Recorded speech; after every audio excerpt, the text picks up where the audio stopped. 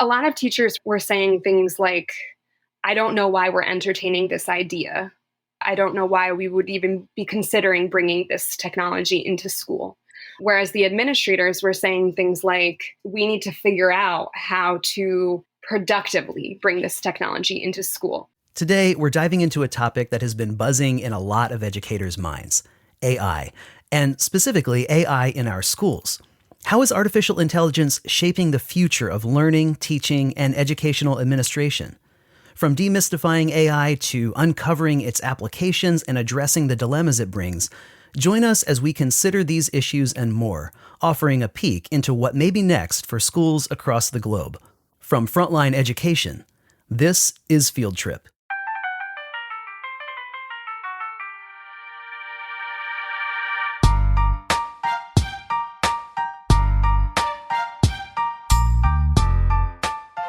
Our guest today is Dr. Ellen Agnello. Sure. Hi, I'm Ellen Agnello.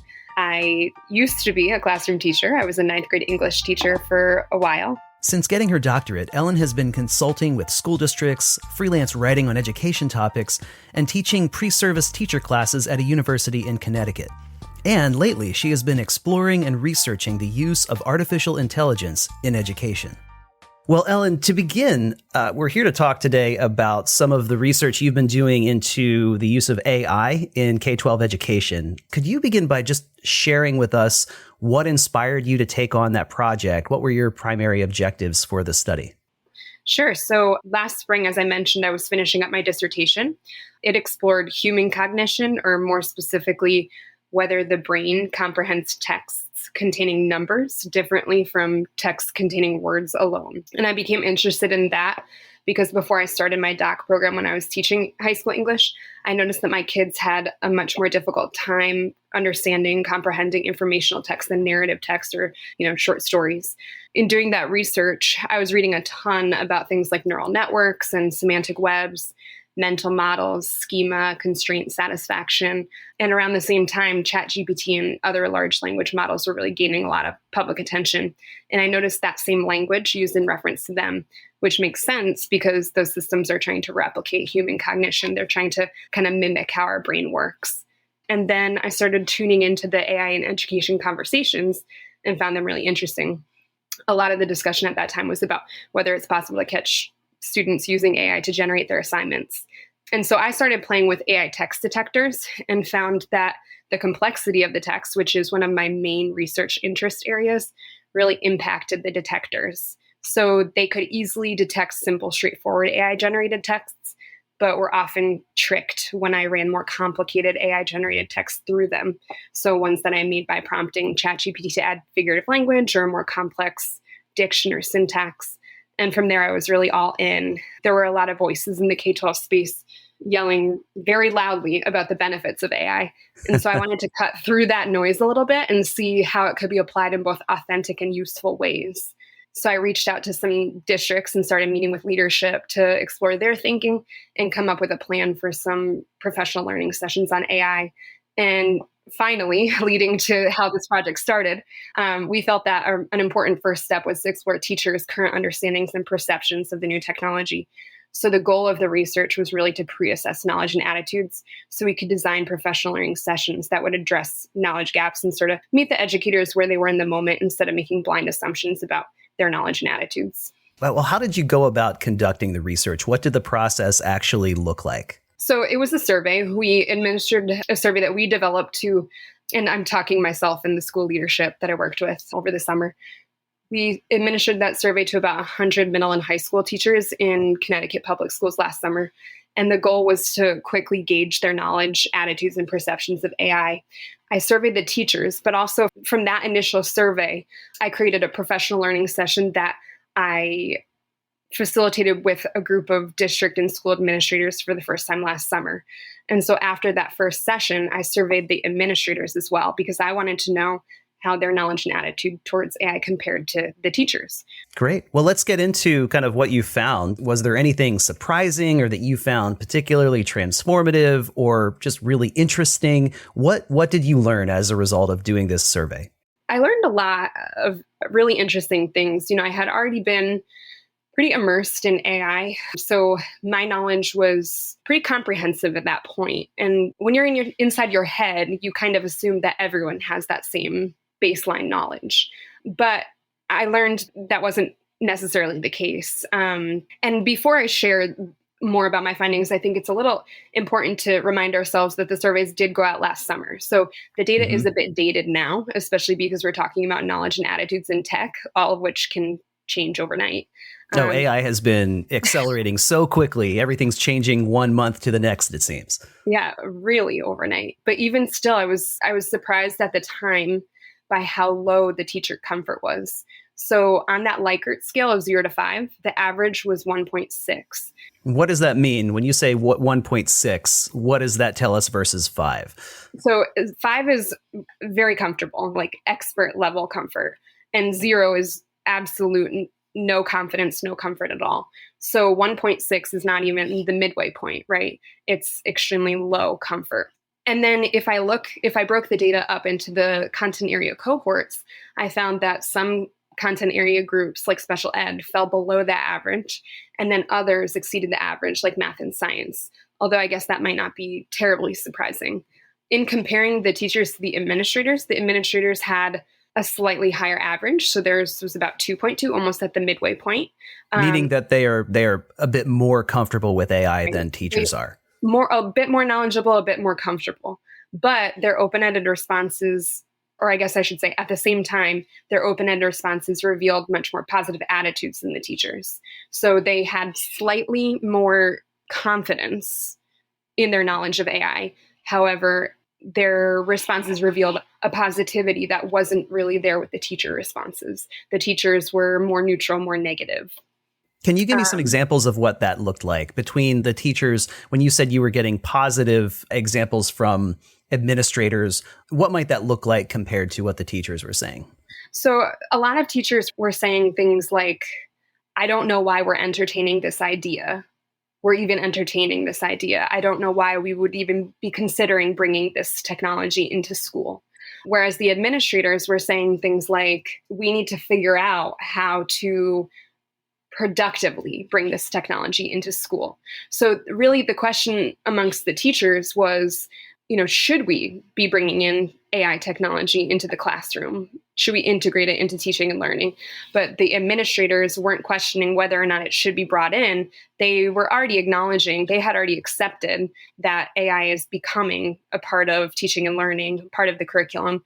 Their question was, how do we get there? And how do we do it in ways that will most benefit students and teachers? And you already touched on what teachers are looking for, which, teachers are concerned about kids using ChatGPT to write essays for them. And you're saying, asking about, hey, is there a way that AI can be used to detect AI generated text, right? Big concern, huge concern for the teachers. Right. That came up again and again and again. And so that became a big part of the professional learning curriculum that I developed, because they can't. A lot of the detectors claim to be the most accurate.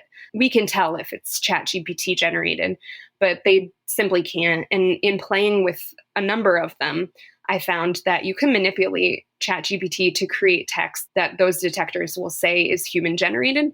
And also you can input human generated text that the detectors will say is AI generated. Because it's so unreliable, teachers can't depend on them. I hate to say it. I think teachers want that black and white, can we figure it out? But I always tell them that the best AI text detector is the teacher, because they're the ones who know the students their best. Yeah. Well, I think a lot of the conversation around AI really is on the side of caution and in some cases fear, and certainly worries about what will this look like? What will this do to jobs, to schools? How will all of this actually shake out? But at the same time, there's the flip side where you have the potential for some really interesting things to happen as a result of using this technology. And I know that schools are on a spectrum in terms of some of them being very reluctant, absolutely locking down, no, we're not going to bring in any AI technology. And others, on the other end are saying, sure, bring it in. Let's give this a shot and see what happens. What did you find as far as where schools are tending to fall on that spectrum? I think you're right. There is certainly a spectrum. I can't say that most schools are falling on any particular location within that spectrum. I have worked with schools who have blocked every single application. And I think the reason for blocking the applications is because they're concerned about what will happen to sensitive data, especially thinking about students. So some schools have to clear applications, internet applications, through actual clearinghouses in order for them to be used by students and faculty with minimal legal risk. And so these schools, primarily public schools, are falling on that conservative end of the spectrum where they're blocking applications, or maybe they're allowing teachers to submit applications because they're curious about attempting some sort of project using a new AI technology with their students. Those applications are vetted, approved, and then the teachers are responsible for tracking the progress and reporting back to the rest of their colleagues. So I've seen some programs like that. Other schools maybe are allowing access to ChatGPT or certain AI applications, but then blocking others. And then there are some schools that maybe aren't as concerned about legal ramifications, whether they're private or something of that nature. And so they are taking a much more liberal approach and allowing both faculty and students to explore. For a minute, let's think about any administrators who might want to begin implementing AI technology. They see some of the benefits, or at least are saying, this is coming, let's get ahead of it. What are some of the ways, as they try to take advantage of this technology, what are some of the most significant hurdles that you're seeing that they are going to face? I'm guessing that given the mixed feelings that some people have, that simply demystifying how AI works and showing people the ways that these tools can make certain tasks a lot easier would be a key step. Yeah, I think the greatest hurdle is the fear of AI, which in working with the leadership last summer, we thought we could quell that fear by showing teachers that they're already using AI in their daily lives for a ton of different tasks. And then another thing that we've done is boiled it down in the most simplified way possible to explain how generative AI, specifically large language models like ChatGPT and competitors, work. And so to do that, I explained that in its training phase, ChatGPT was fed a ton of internet texts and made to calculate the probabilities of words appearing next to each other, given a particular context. Think of your input. So to produce an output, ChatGPT basically does the same work. It generates a highly probable string of words based on that prompt input. So the example I like to give is asking ChatGPT, what's AI literacy? And so its output begins with AI literacy is, because it knows this is how human language works. And when we're asked a question, we always respond with the subject. Then it generates a list of probable next words and selects one. So the output would become AI literacy is the. And then it generates the next most probable word and selects one. AI literacy is the knowledge. And it keeps generating next most probable words until the output is complete. And it does a much faster job than I do. So the output really looks magical and it sounds exactly like human language, but it obviously has some limitations, right? It's just probabilities. It's not that the technology knows what it's producing or is an expert on AI literacy. The combinations of words are highly probable, but the information could be false. It could include a quote or other form of evidence that it made up or hallucinated. And these limitations and others are important to keep in mind when thinking about using it to take on or assist with job functions. Another strategy I've used to overcome the hurdle of accepting the new technology is to show how it could help with some of their more tedious tasks. And so we walk through tons of use cases, but always questioning the output and the authenticity of having the technology take on the task. Well, let's get into that a little bit. Take the classroom, which is, I think, where people's minds tend to go first when they think about AI in schools. And we've already touched on the fact that teachers are understandably wary of students using ChatGPT to write their essays. But you make the case that this technology can be put to really good use for teachers, and maybe in some ways that many people might not have thought about. What would be some of those ways? Sure. It can be used for a variety of school tasks for sure. But when you say good use, that makes me think of two things. The first being task success, like when I ask it to create a rubric based on an assignment description that I created, it can complete that task. So maybe that is good use. But the second thing it makes me think of is, should teachers be passing off that task to technology? And is that task even a good task or an example of best practice in the first place? The way I use AI personally and how I encourage teachers to consider using it is as an assistant or an intern. So delegate tasks that you are expert at, give highly prescriptive parameters, and then always check its output or its work. With that little caveat, there are lots of things that teachers can use it for to save time, but I don't like to promote these things as best practice. I like teachers to make that determination for themselves. So assessment is one area that teachers can use it for, but I've gotten some mixed results when I've used it depending on the type of assessment. So one use case that I think is really successful is using ChatGPT to identify students' misconceptions on a prior knowledge assessment. Imagine you're a ninth grade science teacher. You have 120 students across 5 sections of earth science, and you want to pre-assess their knowledge of ecosystems. You assign them a Google form, and a question prompts them to enter what they know about the term ecosystem. Each student writes in at least one sentence, so you have 120 responses to read. But you want to identify gaps quickly so that you can use them to plan instruction for tomorrow. You could sit there and read through all of them. It would take you all night. You'd probably be up until 2 a.m. But to speed up the process, you could prompt ChatGPT to read through the student responses and identify what they currently know about ecosystems, as well as their misconceptions for you. You're the expert, so you can tell whether ChatGPT's analysis is correct or incorrect, and you can always return to your data set to check its work. So after writing your prompt along those lines, you paste in all 120 student responses into ChatGPT and hit send. And in seconds, it'll return its analysis. And it does a pretty good job of this, I think, because it's a really straightforward task. And it has probably learned a lot of language about ecosystems. So it's able to catch language that doesn't belong given that context, and it'll flag those as misconceptions. You could do something very similar with students writing. For this, though, I wouldn't use ChatGPT because if you're inputting entire student essays, it's just going to overload ChatGPT. It has a limit of about between 1,000 and 3,000 words is its max for input. And most people are like, why would you prompt it more than 3,000 words? That's a very long prompt. What are you asking it to do? Well, if you want it to analyze longer data sets, like an entire class worth's essays, then you might want to use a different large language model like Anthropic Claude, which has an input limit of 175,000 words. You could ask Claude, similar to ChatGPT, here are my students' narratives, identify common areas of strength and need, and then upload their work and hit send. So if Claude tells you that narrative structure is a need area, you could immediately get to work designing a lesson targeting that and teach that lesson the next day instead of weeks later after you've read all 120 students' 5-page papers. So that's a huge time savings. But of course, you want to check. You want to go back and make sure that this is actually a need area and that the computer didn't just hallucinate it. And you also, I believe, talk about using AI as a way to help design sort of self-driven professional development curriculum. Can you talk about that? Yeah, I think this would be a really empowering use case.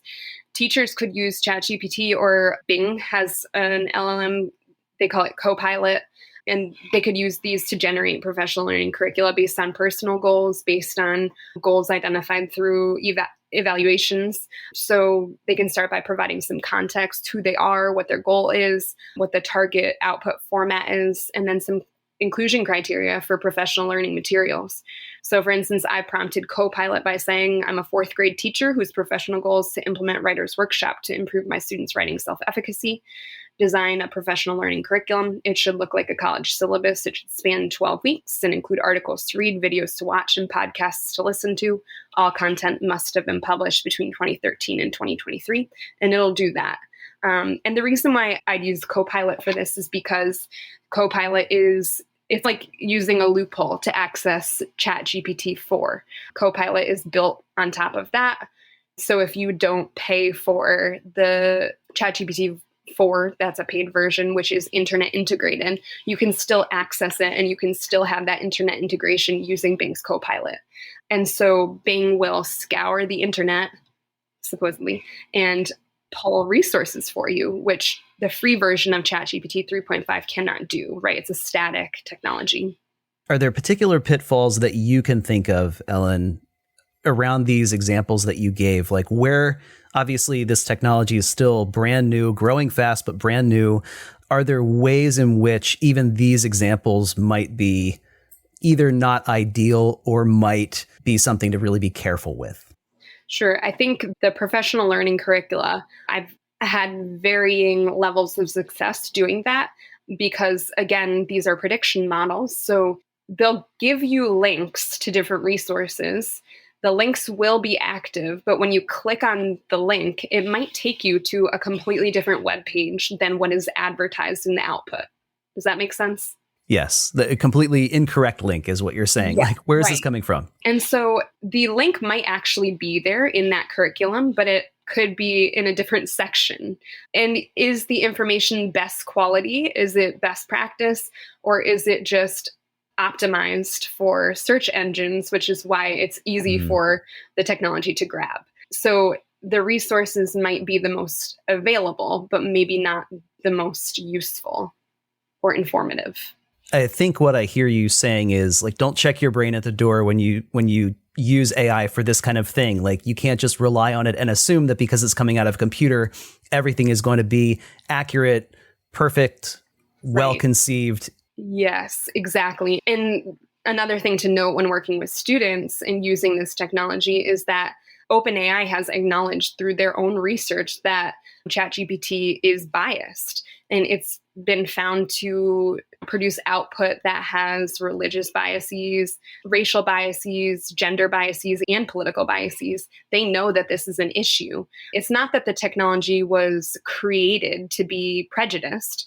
It's just that you have to think of how they were trained, how the LLMs were trained. They were fed all these internet texts. Internet texts are produced by humans. Humans are inherently biased. So the output is going to be a bit skewed. But when working with kids who don't understand bias, they don't know how to detect bias, and they trust this magical tool, which seems to know way more than they do, they may not think to question the output. AI literacy, I think, is going to be the next big thing.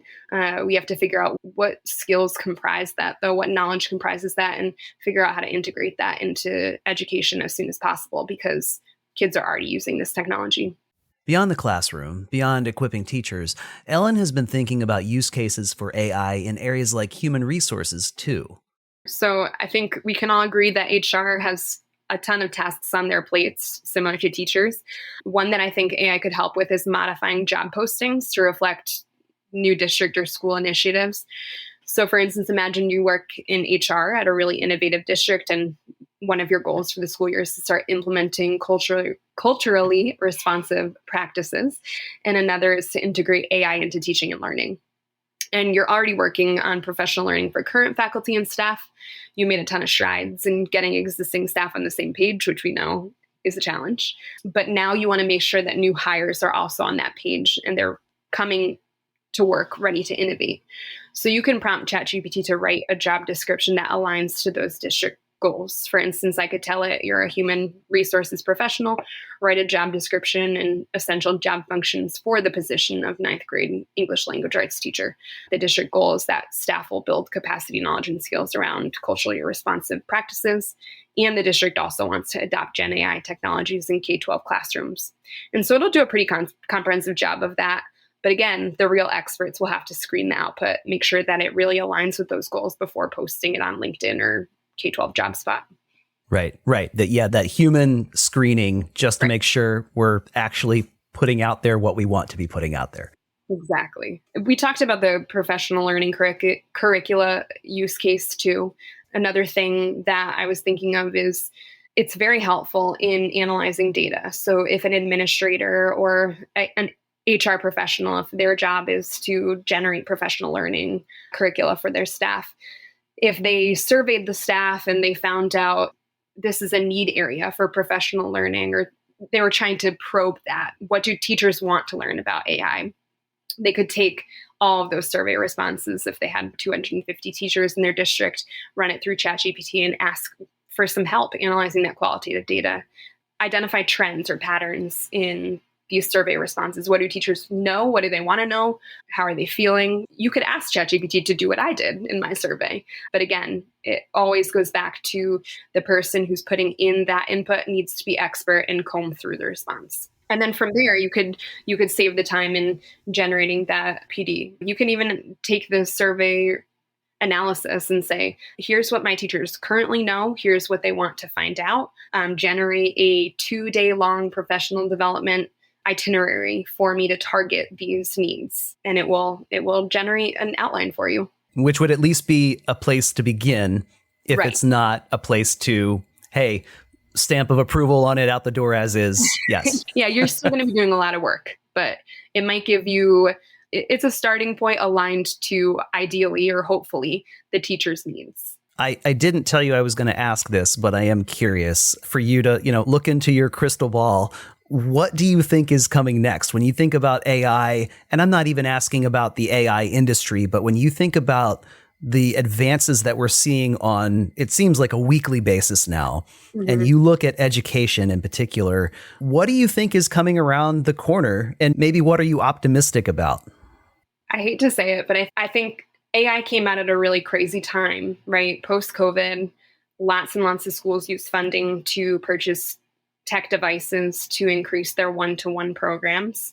And so now we have this super disruptive technology, and it feels really easy to simply just flip the classroom, right? Every student has access. We can all have personal tutors in our backpacks. The teacher can take on a different role in the classroom. And I hope that I don't see that, because I think students really need that personal interaction, and they don't need to be on screens all day long. However, I am optimistic that students can take on personal learning initiatives if they're so inclined. Maybe we'll see more independent studies using this type of technology where students can pursue coding, for instance. But I hope that it doesn't replace the in-person collaborative learning that has always been a part of K-12, especially in the younger grades. So I think we will be seeing more student learning systems that have these AI capabilities where they will suggest content based on student assessment performance. And I think we'll also see, I think it would be cool to see some student analytics systems where maybe the technology is helping us with the challenging task of tracking interventions and identifying students who are needing interventions, because that's something that's very important, but it's hard to find the time to do that. And when it's relegated to one person at a school, it's extremely challenging. So applying the technology in that way, I think would be pretty cool. But schools are always a little bit behind the curve, the technology curve. So I wonder how long it will take to get there. This is great stuff. Dr. Ellen Agnello, thank you for sharing your findings on this research and talking to us about AI. I really appreciate your time coming on the podcast. Oh, thanks for having me. It was fun. Field Trip is a podcast from Frontline Education, the leading provider of K-12 solutions for human capital management, business operations, analytics, and student management. For Frontline, I'm Ryan Estes. Thanks for listening, and have a great day.